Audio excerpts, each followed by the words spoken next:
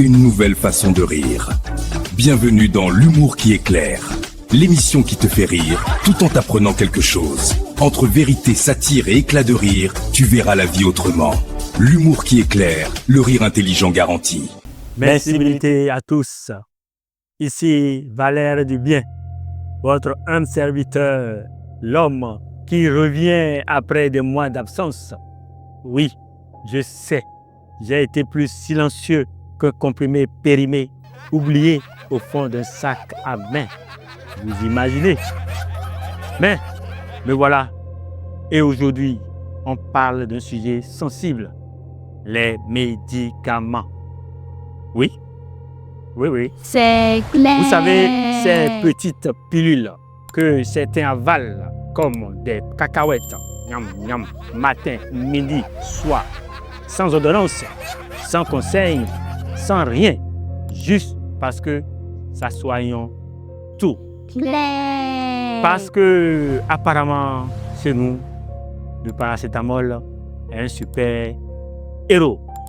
Claire. Il soigne la fièvre, la fatigue, oui, la déception amoureuse, bien sûr, la faim des mois C'est bien, difficiles aussi. clair. Alors, installez-vous, préparez vos côtes à rire, mais surtout, préparez votre cerveau à noter les bons comportements. Bienvenue dans l'humour qui éclaire. Aujourd'hui, on va parler de l'automédication. Sans ordonnance, mais avec aider mes filles. Et tout ça là, c'est bien. Claire. Alors, nous allons promener notre micro chez quelques citoyens. On les C'est écoute. bien, clair. Moi, quand je suis malade, je prends paracétamol et c'est fini. Et si ça ne se calme pas? Si je sens encore malaise, Claire. je fais la même chose. Hein? Papa, et vous? Moi, je ne tombe pas malade comme ça. Si C'est jamais bien, je sens maladie, clair. je prends tisane et je me retrouve vite. Journaliste, tu ne vois pas ma forme? Non, je ne vois pas bien. Claire. Hé, mon fils Valère dit bien. Ici, là, c'est le village. Claire. Maman? Moi, mon fils, je ne connais pas maladie. Je ne suis jamais allé à l'hôpital. J'ai senti un malaise la dernière fois parce que je suis allé manger chez ma fille en ville et j'ai pris tisane. C'est clair. Ma soeur, si tu es malade, tu fais quoi? Moi là, je vais prendre les médicaments chez la vendeuse du quartier et ça marche. Si ça ne Claire. se calme pas, Si ça se calme pas, je prépare les plantes. tu peux aller à l'hôpital, non? Qui a le temps d'aller à l'hôpital? Maman, si vous là-bas, comment ça se passe? Chez nous ici, tout le monde est docteur. J'ai mot de tête, je prends ça. Mot de ventre, je prends ça. Et si ça s'empire? Si ça empire, je double la dose. Claire. Et l'hôpital? Et on ne gaspille pas le transport pour l'hôpital. Ma tête. Claire. Quand mon enfant est malade, je ne me lève pas rapidement pour aller à l'hôpital. Non, quand je vois que la fièvre, c'est pas trop, je prends mon paracétamol que j'ai en main ici. Je prends ça, je coupe en deux. Si c'est un cas, je coupe, je lui donne. Après 4 heures de temps, je lui donne encore. Et j'accumule avec d'autres médicaments, des tisanes que je cherche des fois. Vous connaissez Kiklimba, non? Moi, je ne connais pas. À Koba, non? Je suis déjà satisfait. Comme on dirait bien C'est bien, clair. Alors, à présent, nous allons nous tourner vers notre docteur maison pour nous donner la définition de l'automédication. Moi, c'est Dr Inès Zombobo, je suis médecin généraliste. L'automédication, c'est le fait de prendre des médicaments sans un avis médical, sans voir un médecin. C'est de prendre le médicament à gauche et à droite pour traiter quelque chose qu'on ressent, une pathologie, une maladie.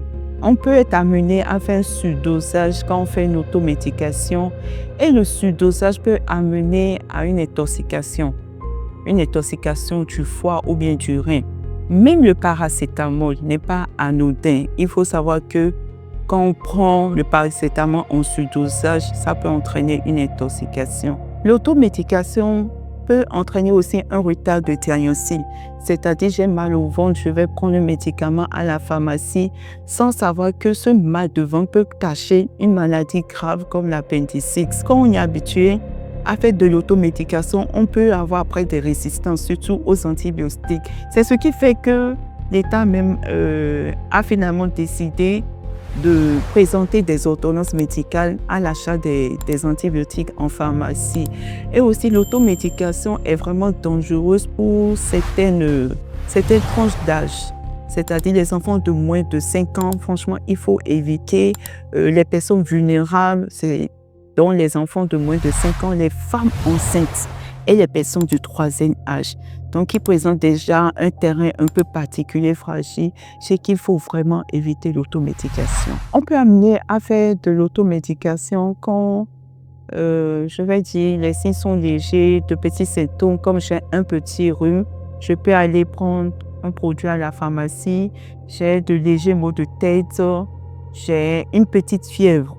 Je peux être amenée à aller à la pharmacie prendre un produit, mais il faut vraiment surveiller, genre après 48 heures, si ces mêmes symptômes ne cessent pas, il faut aller à l'hôpital. Il ne faut pas repartir encore à la pharmacie, non. Il y a des sites devant lesquels il ne faut pas du tout s'amuser, il faut aller directement à l'hôpital et ne pas faire de l'automédication. C'est quand par exemple on a de la fièvre à 39-40, ou plus des douleurs intenses. Par exemple, quand c'est localisé, genre au niveau du ventre, au niveau du cœur, au niveau de la tête, parce que ça peut cacher des pathologies quand même graves. Il ne faut pas faire de l'automédication. Quand il y a des saignements abondants, il ne faut pas faire de l'automédication devant des signes neurologiques, par exemple des vertiges qui sont vraiment intenses, quand il y a des convulsions. Ça, il ne faut pas attendre, il faut se rendre à l'hôpital quand la personne présente un déficit, c'est-à-dire un côté qui devient paralysé d'un coup. Devant ces signes-là, il faut se rendre immédiatement à l'hôpital. C'est bien clair. Mesdames, Messieurs, merci d'avoir suivi cette émission de l'humour qui est clair. Aujourd'hui, nous avons ri, mais nous avons surtout compris une chose. L'automédication n'est pas un jeu.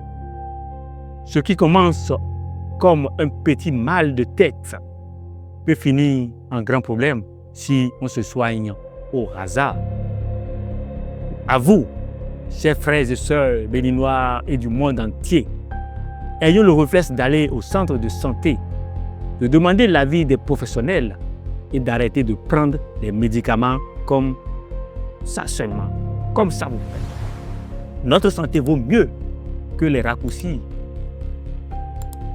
Et à vous, chers gouvernants du monde entier ou du Bénin, le peuple a besoin de sensibilisation continue, de centres accessibles et surtout d'un système où le bon médicament n'est pas un luxe.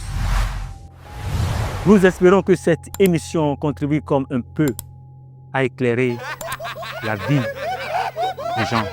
Ici, c'est le monde qui est clair. On rit, on apprend et on sauve des vies. C'est bien clair. À la prochaine. C'est clair.